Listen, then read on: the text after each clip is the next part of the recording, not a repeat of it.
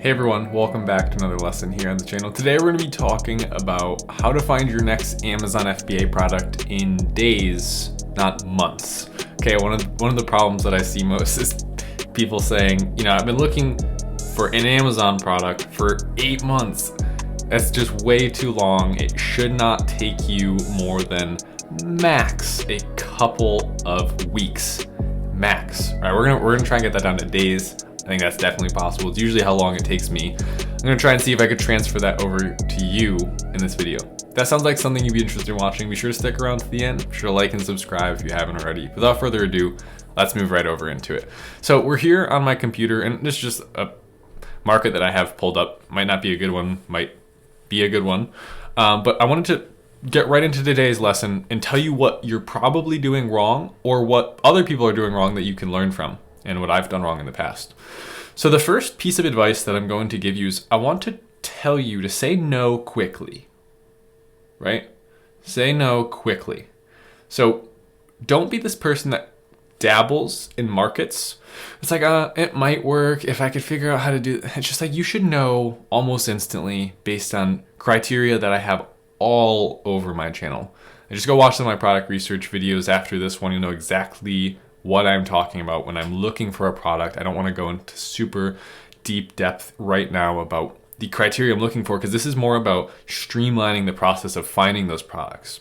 Okay, so say no quickly to ideas, right? If you, for instance, if you have a piece of criteria that tells you, I want a lack of high quality competition, and I want to see social proof of competitors that just started in the last 6 months that are doing well. Okay, so if I scroll through here, and I'm noticing that, okay, every position on this page is taken up with a relevant product, and all of those have premium listings, and I'm not so sure I can compete. Instantly go back to doing product research. So come back to product research, go start looking through your list again, set up your criteria, and keep looking. Okay, so that's kind of step one, is to say no quickly, right? When you're analyzing product ideas, don't feel like everything has to be a winning product idea. Okay, there's this like desire innately in us to try and prove everything to work. I actually do the opposite. I try and prove things not to work. So I'm actually looking for examples that are gonna tell me, hey, this isn't going to work for you. When you're trying to like sugarcoat everything and say, okay, I might be able to do this, right? I mean, there is someone with 400 reviews that has all the sales, but I think I'm different than everyone in this market. I could come in. It's probably not the case, especially if there's already a bunch of other high quality listings that aren't really doing as well as this one main seller as well. So the first step to picking a product in days and not weeks or months is saying no quickly, because what that's going to allow you to do is it's going to allow you to go do more product research and find more ideas. Or in this case, we might just rabbit hole into this market. So I might go into here, I might go to frequently bought together and click into here. And then from there, I go and I click into something else, whatever. It's a product research method. But one of the main things that I wanted to give you in this video was this one tip. And I wanted to give you before the next even more important tip, because this is going to be a crucial part of what you need to do when you're looking at ideas and trying to figure out if you should sell them.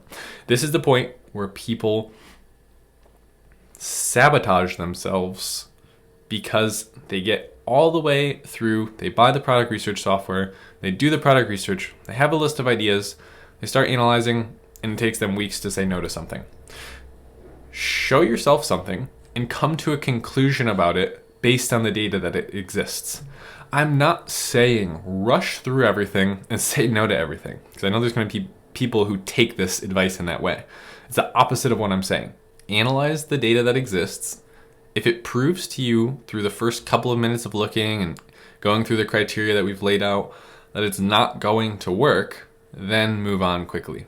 Okay, does that make sense? The next thing that I wanted to say is when you're doing your product research, only be doing product research. Now, I've said this before and I'm gonna say it again. Split up your product research and your product analysis days. Don't try and do those at the same time.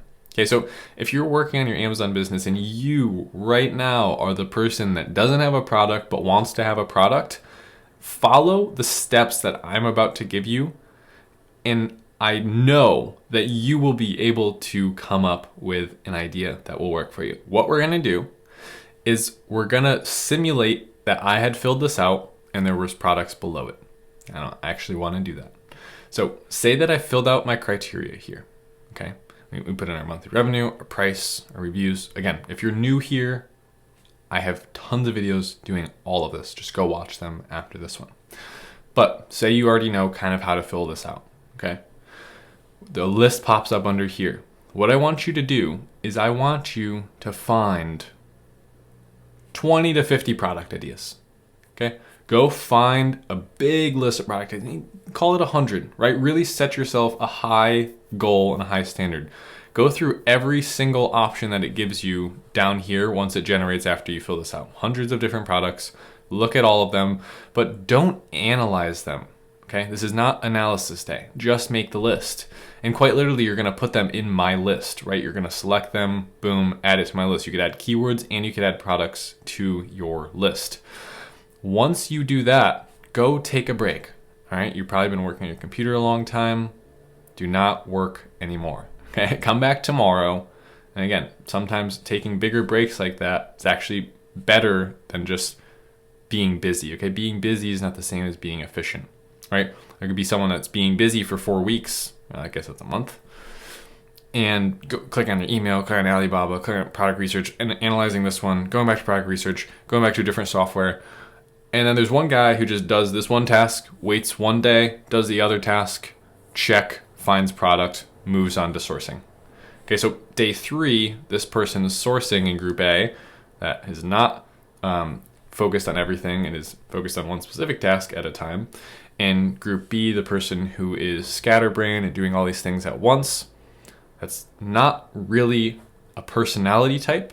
I mean, to some degree it is. You're probably more prone to do that, but it can be controlled. Just don't open more tabs. Just do product research when you're doing product research. And what that's going to allow you to do is come up with this list of 50 ideas. You don't have to have all good ideas on there. Tomorrow, come back, analyze those ideas, and say no quickly to the ones that aren't going to work. Okay, move on, right? Don't let it take 10 days to go through that list and analyze the product ideas. You should know right away, is this product going to work for me or not? So hopefully this was a kick in the butt for you. If you've been, that person that has been looking for a product idea for 6 months, there's no reason it should take 6 months. That's your fault, not Amazon's fault, not the product research tool's fault. Okay, own up to that and know that, hey, I'm doing something that's not equating to this process moving along. Right? There's something in my work ethic or the way that I'm approaching this that is fundamentally flawed. And this is probably what's happening. You're probably dabbling in a ton of different products. You can't say no to everything. You can't narrow it down. And you're probably trying to do too many things at once. So hopefully I was able to give you a little bit of insight into how I've been able to focus my brain and work on this business as someone who is prone to going and checking my email, looking at this, looking at that. So with that being said, thanks so much for tuning into today's video. Be sure to like and subscribe if you're new here. And as always, I'll see you here on the channel tomorrow for another video. Thanks so much. Later.